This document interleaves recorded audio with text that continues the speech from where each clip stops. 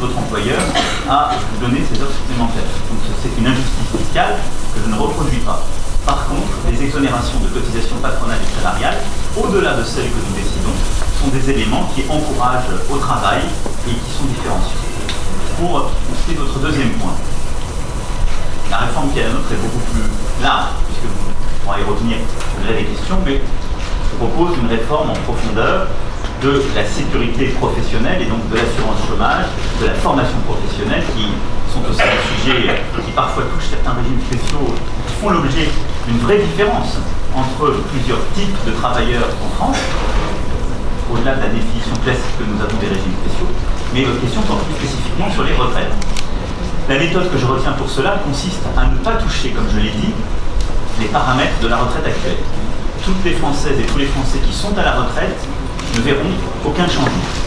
Et donc il n'y aura pas d'ajustement pour faire des économies sur leur retraite. Toutes celles et ceux qui sont en train de partir à la retraite ou qui partiront dans les 5 années à venir ne verront aucun changement de paramètres.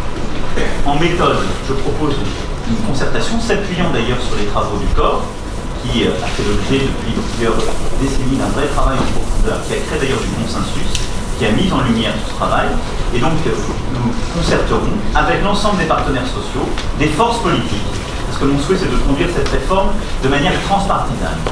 Eh bien, les modalités d'une réforme progressive que nous allons faire monter en charge. Donc il y aura d'abord un travail de concertation et de préparation, appuyé sur les travaux techniques existants.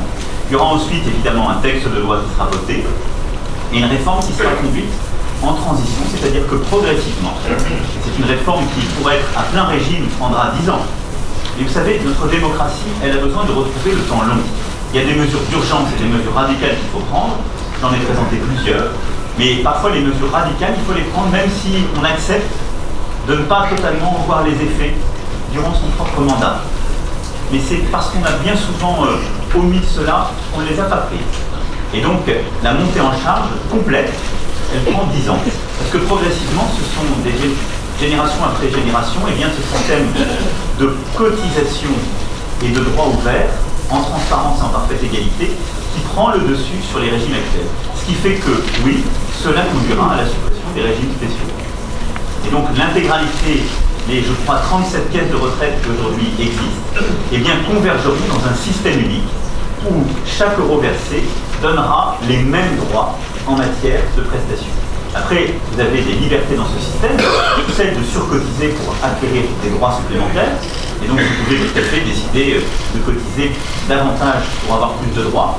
Vous aurez un âge légal de retraite qui, pour que le système tienne, et l'âge, aujourd'hui 62 ans, qui permet sa stabilité sur le plan macroéconomique, mais en même temps, vous pouvez tout à fait décider, si vous voulez améliorer votre retraite, de cotiser plus longtemps en continuant à acquérir des droits.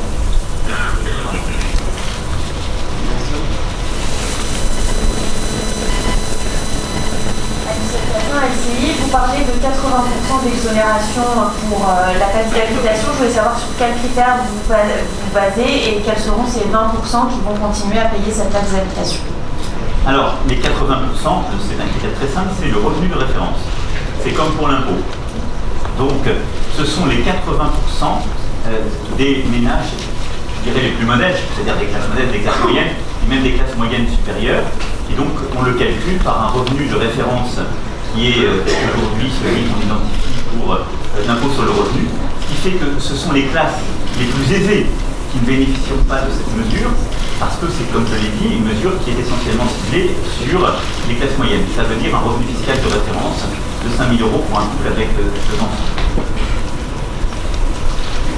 Pour être très clair, 80% des Françaises et des Français bénéficieront de cette exonération. Comme vous le voyez, la quasi-totalité, c'est bien une exonération. Ce qui veut dire qu'aujourd'hui, vous recevez votre taxe d'habitation, demain, elle sera payée par l'État, il la paiera directement aux collectivités territoriales, comme je le disais, de ne pas dégrader les finances de ces dernières. Bonjour, je suis là. Bonjour, Francis Brochet pour les quotidiens régionaux du groupe EPRA. Il y a dans cette salle beaucoup de personnes qui ont travaillé avec François Hollande. Vous avez vous-même travaillé avec François Hollande. Comment contester votre projet dans la continuité du hollandisme, on peut le dire de manière positive, dans un renouvellement du hollandisme? Alors, je vais vous dire, il ne m'appartient pas de définir le hollandisme, puisque je crois que son principal auteur s'est toujours refusé à le définir lui-même. Donc, je vous renvoie à cet égard au président de la République.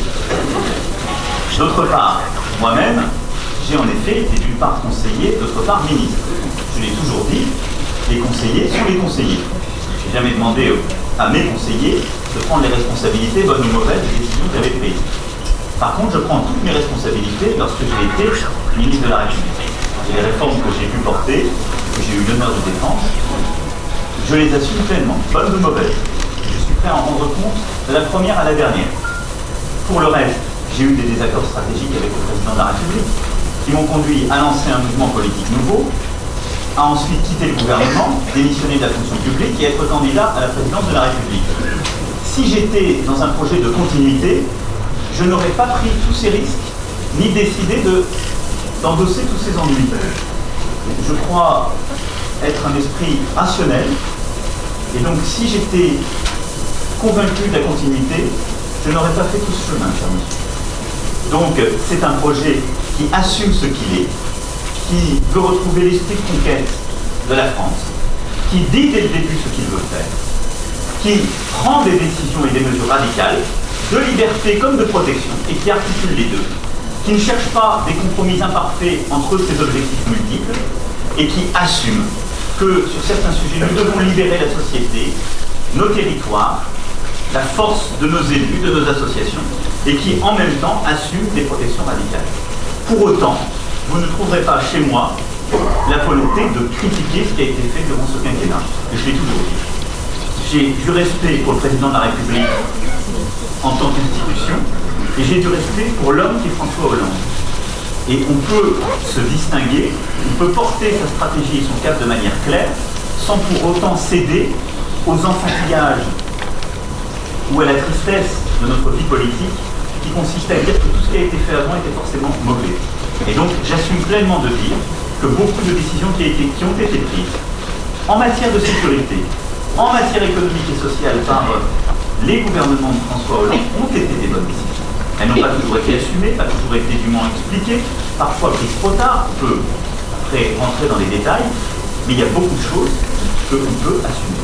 Pour autant, je ne suis pas un élément de continuité, parce que voilà, nous rentrons dans un projet nouveau, cet esprit de conquête que je porte, et surtout avec de la clarté et des équilibres neufs. Michel. Oui, Michel Rose de Reuters. Je ne vois pas dans le programme de mention de l'introduction de la proportionnelle qui était le sujet de votre accord avec François Bayrou. Et deuxième question, vous parlez de la création d'un fonds industriel doté de 10 milliards issus des cessions de parts de l'État dans des entreprises publiques. De quelle entreprise parlez-vous en particulier? Est-ce que vous pensez à Renault, Air France? Vous pourriez donner des exemples. Merci. Alors, l'alliance que nous avons construite avec François Bayrou ne mentionne pas la proportionnelle, comme vous l'aurez noté, ni dans la déclaration initiale de M. François Bayrou, ni dans ma réponse.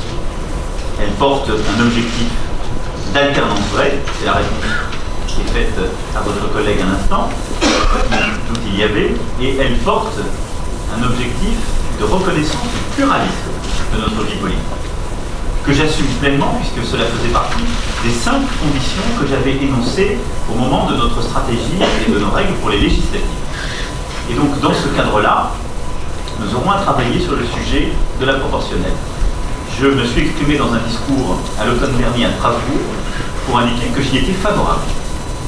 Nous allons maintenant travailler aux modalités, d'abord de mise en œuvre et ensuite d'équilibre.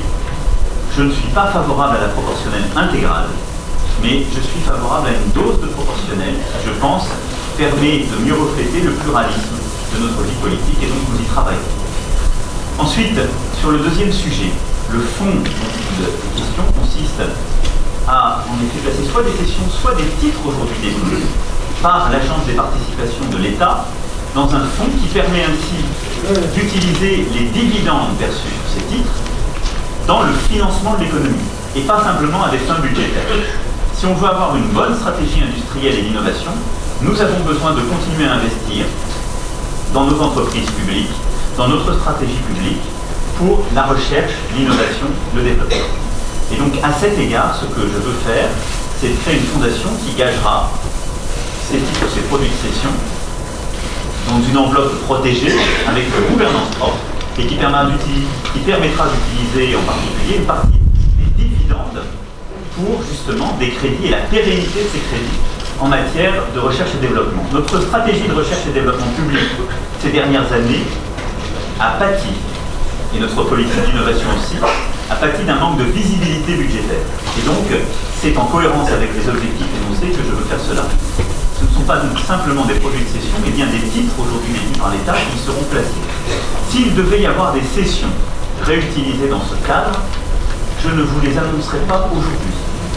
Précisément parce que, connaissant la grammaire des affaires, si je vous les annonçais aujourd'hui dans une conférence de presse, je créerais une spéculation bien inutile et à notre vie politique et à la vie des dites entreprises.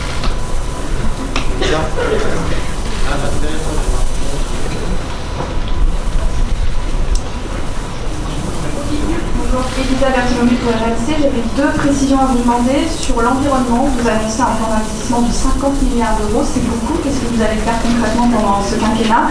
Et deuxièmement, sur les emplois francs pour les jeunes issus de banlieue, de quelle manière allez-vous procéder? Comment allez-vous choisir? Est-ce qu'il y aura des emplois positionnés ou toutes les entreprises seront concernées? Merci beaucoup. Il y a eu un malentendu. Le plan d'investissement de 50 milliards n'est pas tout entier fléché sur l'écologie et la transition environnementale. Vous allez illustrer des ennuis avec notre ami François de Rugy, qui, lui, l'avait bien compris, c'est très bien les équilibres profonds de ce plan. Je peux vous le détailler et vous le rappeler. J'attends dans les fiches actives sur notre site. 15 milliards d'euros sont consacrés à la transition écologique, 15 milliards d'euros.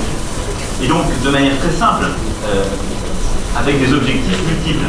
La rénovation des bâtiments publics, la transformation du crédit d'impôt transition énergétique en prime immédiate perceptible. Pourquoi? Parce que dans la rénovation thermique des bâtiments, on a mis en place un crédit d'impôt transition énergétique.